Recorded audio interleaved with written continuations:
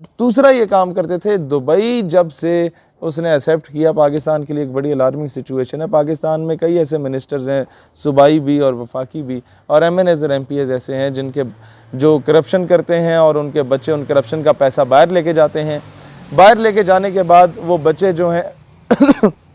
Hotels میں اور bars میں ان پیسوں کو عورتوں پہ، نیم برہنہ عورتوں پہ لٹا کے آتے ہیں، اور ہوتا کیا ہے کہ انہی بچوں کے ذریعے ان کو بلیک میل کیا جاتا ہے۔ اور پھر دوسری بات کیا ہے کہ اسرائیلی فورن منسٹر نے یہ بات کی تھی کہ میں تو کسی بھی عرب شیخ کے آگے لیٹنے کو تیار ہوں، پرووائڈڈ دیٹ وہ میرے ملک کی سالمیت کی بات ہو، وہ میرے ملک کے فیور میں فیصلہ کر دے، تو میرے لیے کیا ہے کہ نامردوں کے آگے 2 منٹ کے لیے لیٹ جاؤں۔ لہٰذا اب جو سب سے امپورٹنٹ فیکٹر ہے وہ یہ ہے کہ فحاشی کے، عیاشی کے جو اڈے ہیں وہ متحدہ عرب امارات میں بنائے جائیں گے، اور پاکستان کے جتنے بھی ایلیٹ کلاس ہے یہ فحاشی کرنے کے لیے سب سے سستا ترین ٹھکانہ جو انہیں ملتا ہے وہ متحدہ عرب امارات ملتا ہے۔ وہاں جا کے جو یہ لوگ حرام توپیاں کریں گے وہ ساری چیزیں ریکارڈ ہوتی ہیں۔ یہ ایک موبائل آپ کے پاس جو ہوتا ہے، اس میں لازمی نہیں ہے کہ یہ کیمرہ ہو یا یہ کیمرہ ہو، کیمرہ درمیان میں بھی لگا ہوتا ہے۔ موبائل ابھی تو وہ ایپس آ گئی ہیں کہ آپ اپنا موبائل بند بھی کرتے ہیں تب بھی ویڈیو ریکارڈنگ ہو رہی ہوتی ہے۔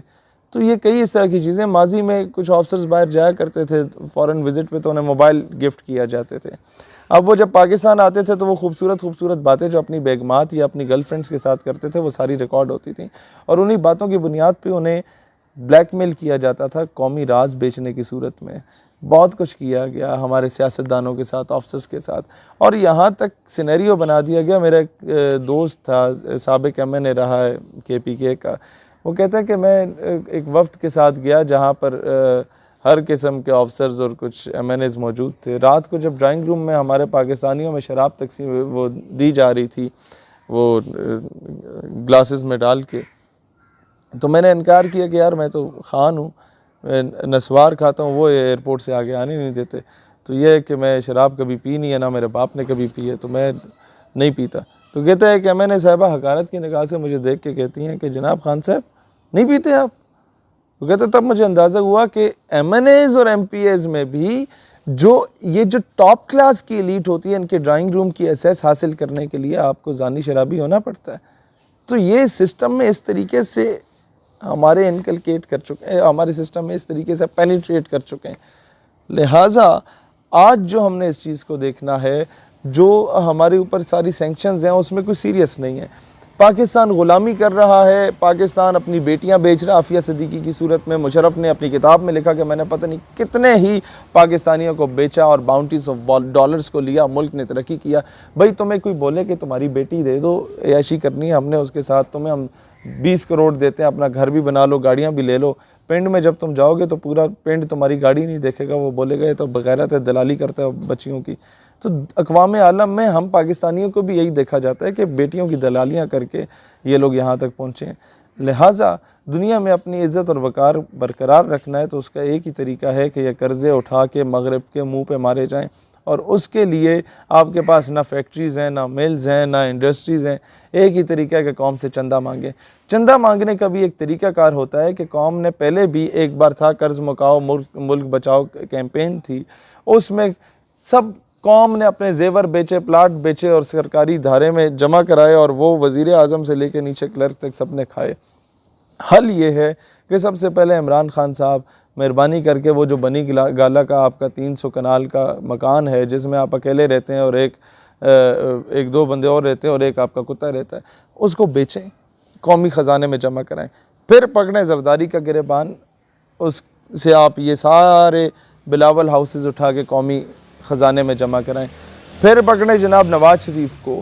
ان کے سارے پیسے اٹھا کے قومی خزانے میں جمع کرائیں۔ یقین کرو قوم اپنے پلاٹ بھی بیچے گی، قوم کی مائیں بہنیں بیٹیاں اپنے زیور بھی بیچیں گی۔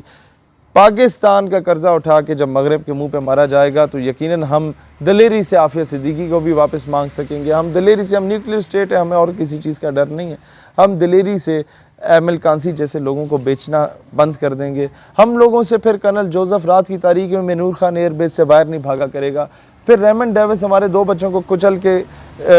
شہید کر کے ملک سے باہر باعزت طور پہ بری نہیں ہوگا۔ یہ تمام کام تب ہوں گے جب ہم لوگوں کے اوپر سے قرضہ اترے گا، اور قرضہ اتارنے کے لیے قوم کو اعتماد میں لینا ضروری ہے۔ اعتماد میں تبھی لیا جا سکتا ہے جب آپ پہل کریں گے؟ عوام میں دو گروہ بنے ہوئے ہیں، ایک حکومت کا، ایک اپوزیشن کا۔ جو اپوزیشن والوں کو کہہ رہے ہیں کہ غدار ہیں کہ انہوں نے FATF کا جو بل تھا اس کی مخالفت کی، اور حکومت کو کہتے ہیں بڑے وفادار ہیں۔ میں آپ کو ایک بات بتاؤں کہ یہی اپوزیشن اگر حکومت میں بیٹھی ہوتی تو عمران خان FATF کی بل کی مخالفت کر رہا ہوتا اور یہ لوگ جو ہے وہ حمایت کر رہے ہوتے۔ مسئلہ یہ نہیں ہے کہ ان میں سے غدار کون ہے کون نہیں ہے، یہ وہی لوگ ہیں جو پچھلے دور میں حکومت میں تھے، اور آدھے وہی لوگ پارٹی چینج کر کے آ گئے ہیں۔ یہ وہی لوگ ہیں جو بوٹ چینج ہوتا ہے، پالش وہی رہتی ہے، اور برش جو ہے وہ بھی وہی رہتا ہے۔ لہٰذا عوام اس چیز میں آپس میں نہ لڑے۔ آپ لوگ تو ٹیشو پیپرز ہیں، عوام جو ہے یہ تو آپ کو یوز کریں گے، پھینک دیں گے، اور یہی ہوتا رہا ہے پچھلے 70-72 سالوں سے۔ آپ کو صرف یہ چیز کا اندازہ ہونا چاہیے کہ FATF میں ہمارا نام آتا کیوں ہے۔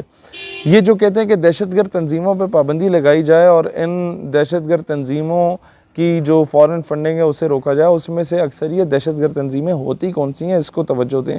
وہ دہشت گرد تنظیموں میں سے زیادہ اکثریت وہ تنظیمیں ہوتی ہیں جن کو یہ دہشت گرد کہتے ہیں، وہ تنظیمیں جو کہ کشمیر میں جہاد کر رہی ہوتی ہیں، وہ تنظیمیں جو کہ جہاد افغانستان میں اپنا کردار ادا کر چکی ہیں۔ بیچ میں واقعی TTP ٹائپ کی کچھ دہشت گرد تنظیمیں ہوتی ہیں، لیکن وہ صرف for the sake of formality ہوتی ہیں، کیونکہ یہ وہ تنظیمیں جو کہ پاکستان کے خلاف یوٹیلائز کی جاتی ہیں ہمیشہ سے،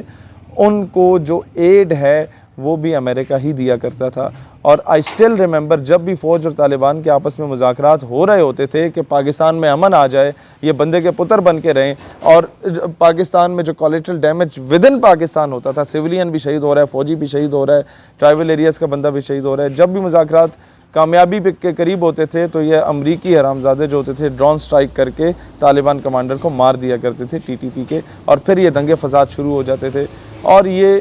دونوں طرف سے اس طرح کا کیا جاتا تھا، اور وہاں پر انہیں فنڈنگ بھی دی جاتی تھی اگینسٹ پاکستان آرمڈ فورسز۔ اور تیسری بات یہ کی جاتی تھی، اب یہ ان کا طریقہ کار کیا ہوتا ہے؟ طریقہ کار ان کا یہ ہوتا ہے کہ ایک دور میں سندھیوں کو اور MQM والوں کو بڑا لڑوایا جاتا تھا، حیدرآباد سے لے کے کراچی تک۔ انہوں نے را نے اور CIA نے، پاکستان کیونکہ it's the only nuclear state, تو ان لوگوں نے استعمال کیا، کچھ لوگوں کو خریدا، سنائپرز کی پراپر تیاریاں کرا کے پاکستان میں بھیجا گیا، یا ان لوگوں کو، پاکستانیوں کو ہی کچھ کو، غداروں کو پکڑ کے کرتے کیا تھے کہ دن کو یہ مارتے تھے 2 سندھی اور رات کو مارتے تھے 2 مہاجر، اور یہ جو ہیں آپس میں لڑنا شروع ہو جاتے تھے۔ اسی طریقے سے ایک دھماکہ امام بارگاہ میں کرتے تھے، دوسرا دھماکہ کسی مدرسے میں کرتے تھے، اور پورا شہر جو ہے وہ فرقہ وارانہ فسادات کی لپیٹ میں آتا تھا۔ اس وقت بھی کچھ ایسے 3rd کلاس قسم کے ان لوگوں نے وہ کیا کہتے ہیں کرائے کے لوگ خریدے ہوئے ہیں، جن کا کام صرف یہ ہوتا تھا ان ولد الحرام کا کہ وہ آ کے صحابہ کرام کی شان میں گستاخی کر لیں گے، یا وہ آ کے اہل بیت کی شان میں گستاخی کر لیں گے، اور اس کے بعد پورا ملک جو ہے وہ فرقہ وارانہ فسادات کی لپیٹ میں آ جائے گا۔ جب وہ اس کی لپیٹ میں آ جائے گا تو الٹیمیٹلی دنیا کو دکھایا جائے گا کہ جناب پاکستان تو سیکیور نہیں ہے اور انسیف ہے، انٹرنیشنل جو آپ کا فائنینشر ہے وہ پاکستان کا رخ نہ کرے۔